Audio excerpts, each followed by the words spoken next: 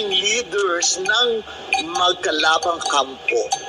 Laging laman ng mga balita, pero para sa iyo, sino ang mas mabango? Risa Ontiveros o Sara Duterte? Okay. Well, yung anak ni Risa nakakasama ko sa gym. No? Oo. Okay. Talaga? Yung babae? Lalaki. Yung lalaki. Although I haven't met si Risa personally, Senator Risa, but I'll go for Sara Duterte. Kay Sara. Kay Sara ako. Oo. Yeah. Bakit? Ayun, gusto ko itanong. I met naman kasi Marcoses. I'm close to Imelda Marcos. I met Digong sa Malacanang. Narinig po. Digong kasi is very sincere kung paano pinapaliwanag yung ibang tao na ano yung sincerity niya. Nagulat ako, sabi ko, di ba ito yung pagka nasa media, nagmumura? Diba?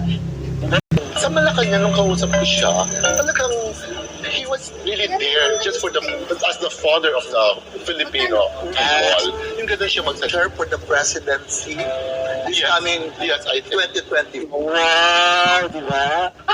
Kay Sara, if ever, yes. Yeah, para lang sa father niya. Sara, big vote. Nag-iisa ito ha, pero ang galamay nito, ito, alagaan mo na. Dito Sara. I also close it to the Marcoses. No, I'm very, very especially kay Imelda Marcos. We usually have dinner pagka Kami merienda siya, nag-iimbita yes, siya. sa mga Malacanang. every first Tuesday, di ba? Oo, ilang beses ako nagpunta doon. Oo. In fairness, Sa kay Imelda naman